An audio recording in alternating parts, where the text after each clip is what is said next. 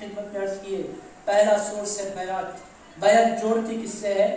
نبی سے جوڑتی ہے۔ بیعت جوڑتی کس سے ہے؟ بیعت جوڑتی ہے علی سے۔ عزیزان اکرام قدر، اور ان دونوں کے بغیر انسان کو کچھ بھی حاصل نہیں ہو سکتا۔ ایک ہے نبوت کا فیض، ایک ہے ولایت کا فیض۔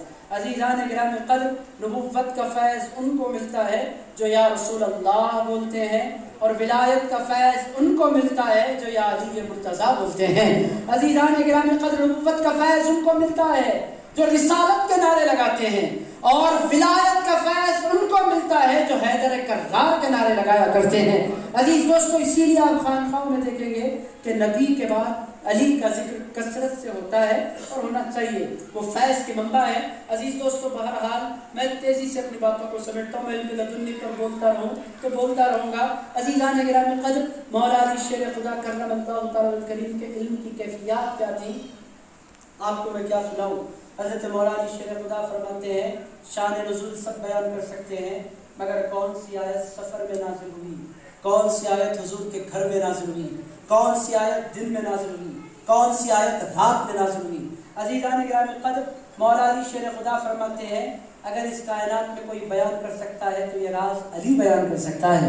عزیزان گرامی قدر، مولا علی شیر خدا کرم اللہ تعالی الکریم وہ ہستی ہے کہ منبر پر کھڑے ہو کر دو ہی ہستیوں نے کہا اسألوا عما شئتم، اے لوگوں تم جو پوچھنا چاہتے ہو پوچھو، جو پوچھنا چاہتے ہو پوچھو، علم جو کوئی شرط نہیں ہے اس کے بارے میں، اس بارے میں پوچھو، دنیا کے بارے میں پوچھو، آخرت کے بارے میں پوچھو، جنت کے بارے میں پوچھو، دوزخ کے بارے میں پوچھو، جنوں کے بارے میں پوچھو، فرشتوں کے بارے میں پوچھو، حوض کوثر کے جس کے بارے میں پوچھنا چاہتے ہو، کوئی قید نہیں۔ اسألوا عما شئتم، لوگوں تم جو پوچھنا چاہتے ہو پوچھو۔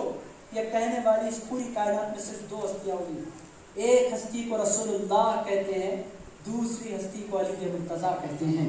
عزیزان گرامی قدر، دونوں کے علاوہ ایسا کوئی نہیں ہے اس پوری کائنات میں جو اس پورے دعوے کے ساتھ بول سکے۔ اور مولا علی شیر خدا جواب کیسے دیا کرتے تھے، ایک دو مثالیں دیتا ہوں آپ کو، علم لدنی سمجھ میں آئے گا۔ میرے دوستو، مولا علی شیر خدا کرم اللہ تعالی الکریم یہ منبع ہیں میرے دوستو، ان کو ہم لائٹ نہیں دے سکتے۔ فیض پانا چاہتے ہیں تو عزیزان گرامی قدر خلق کو ان کی بارگاہ میں بچھا دینا ضروری ہے، اور اس زمانے میں یہ انتہائی اہم ہوتا چلا جا رہا ہے، چونکہ مولا علی سے دوریاں بنانے کی پوری کوششیں کی جا رہی ہیں۔ میں کسی تحریک کا نام نہیں لیتا، میں کسی تنظیم کا نام نہیں لیتا، میں کسی شخص کا نام نہیں لیتا، مجھے کیا پڑی ہے کسی کا نام بنوں۔ خانقاہ والے یہ کسی پر اعتراض، کسی پر اٹیک کرنا نہیں چاہتے، چونکہ میں خانقاہ میں بیٹھا ہوں، کسی ایسے مقام پر نہیں ہے جہاں جو چاہے میں بول دوں۔ خانقاہ ایک ذمہ دار مقام ہوتا ہے، اور یہاں دل توڑنے والی باتیں نہیں ہوتی، دل جوڑنے والی باتیں ہوتی ہیں۔ حضرت نظام الدین اولیاء محبوب الہی نے فرمایا تھا، ایک شخص آ کر ان کو اس نے قیچی پیش کی، نظام الدین اولیاء محبوب الہی نے فرمایا تو کرتا کیا ہے؟ اس نے کہا سرکار میں ٹیلر ہوں، درزی۔ ارشاد فرمایا صرف تیرے پاس قینچی ہوتی ہے؟ اس نے کہا سرکار قینچی بھی ہوتی ہے، سوئی بھی ہوتی ہے۔ ارشاد فرمایا قینچی تو رکھ لے، سوئی مجھے دے دے۔ اس نے کہا سرکار میں نہیں سمجھا۔ ارشاد فرمایا کاٹنے کا کام کوئی اور کرتے ہیں، ہم کاٹنے کا کام نہیں کرتے، ہم تو سینے کا کام کیا کرتے ہیں، ہمارا کام جوڑنا ہے، توڑنا نہیں ہے۔ عزیز دوستو، اس زمانے میں یہ باتیں بڑی ریلیونٹ ہیں، اس زمانے میں باضابطہ کوششیں کی جا رہی ہیں۔ مولا علی شیر خدا کو رسول اللہ کا بھائی مت بولو، اس زمانے میں کہا جا رہا ہے، ہم کیوں نہیں بولیں؟ اللہ کے رسول نے فرمایا انت اخی فی الدنیا والآخرہ، میں نام نہیں لیتا کسی کا۔ آپ انٹرنیٹ کا دور ہے، باضابطہ میرے کانوں نے سنا، ایک شخص بیٹھتا ہے، ایک ذمہ دار تحریک کا ایک ذمہ دار بہت بڑا شخص، وہ کہہ دیتا ہے اے لوگو علی کو نبی کا بھائی مت بولو۔ ہم کیوں نہیں بولے بھائی؟